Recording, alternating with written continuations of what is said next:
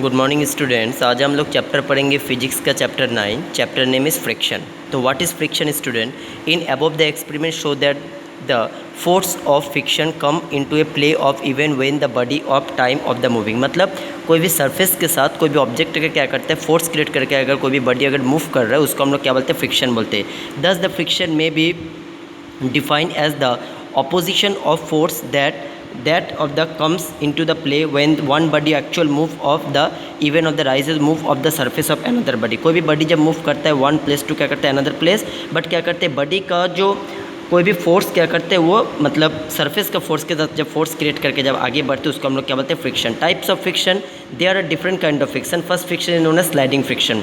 The force of friction between the two surface, जब दो surface के बीच में जब फ्रिक्शन होता है वो फ्रिक्शन को हम लोग क्या बोलते हैं, कॉन्टैक्ट फ्रिक्शन हम लोग बोलते हैं। मतलब ज़मीन के सरफेस के साथ कोई भी बॉडी का जो फोर्स क्रिएट होता है जिसको हम लोग क्या बोलते हैं, स्लाइडिंग फ्रिक्शन और काइनेटिक फ्रिक्शन।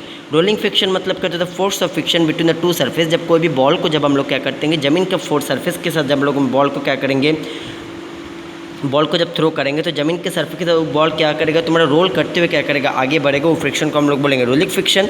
और स्टैटिक फ्रिक्शन किसको बोलते हैं, opposition the oppositing the force of come into the play when the body of tend of move over the surface। कोई भी बॉडी क्या करते हैं, एक्चुअल मोशन के साथ अगर फोर्स क्रिएट करके अगर आगे बढ़ते हैं उसको हम लोग क्या बोलते हैं, स्टैटिक फ्रिक्शन।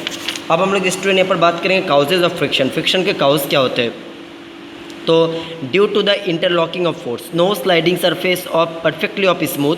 कोई भी स्लाइडिंग सरफेस अगर परफेक्टली स्मूथ नहीं रहता है, द डिग्री ऑफ रफनेस और वेरियस द सरफेस ऑफ, अगर कोई भी ऑब्जेक्ट सरफेस अगर रफनेस रहेगा तो ऑटोमेटिकली कोई भी ऑब्जेक्ट क्या करेगा, फोर्स मतलब इजीली फ्लो नहीं कर पाएगा। When a body of pulled over the another, अगर कोई भी बॉडी को हम लोग पुल करें अनदर बॉडी में, हिल एंड वैली में, तो क्या होगा, इंटरलॉकिंग फोर्स ऑफ सरफेस अगर रफनेस रहेगा तो वो ऑब्जेक्ट क्या करेगा, वो ऑब्जेक्ट क्या करेगा, आगे बढ़ने में उसको प्रॉब्लम हो सकता है क्योंकि उसका सरफेस टेंशन क्या है, सरफेस टेंशन स्मूथ नहीं है, सरफेस एरिया स्मूथ नहीं है।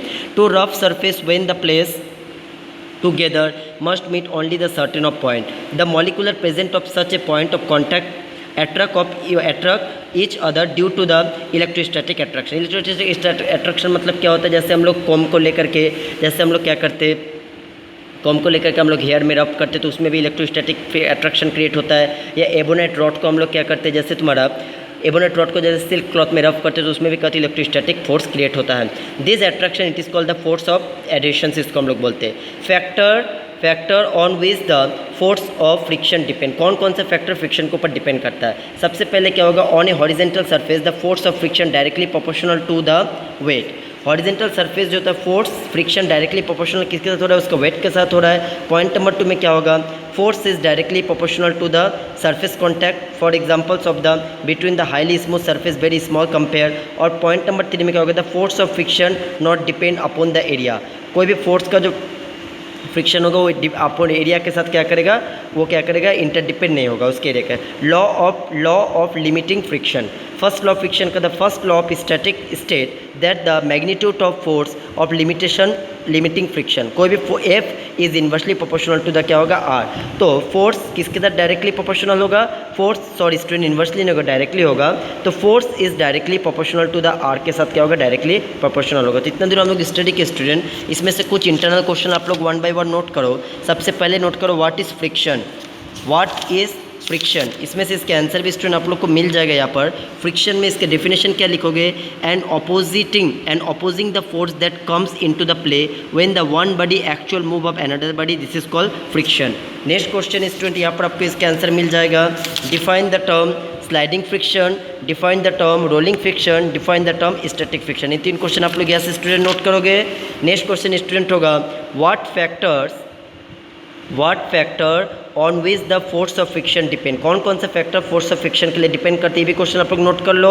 और नेक्स्ट क्वेश्चन स्टूडेंट नोट करो, define the first law of friction. इतना तो आप लोग नोट करके स्टूडेंट फेयर कॉपी में इसको रेडी करो। Thank you.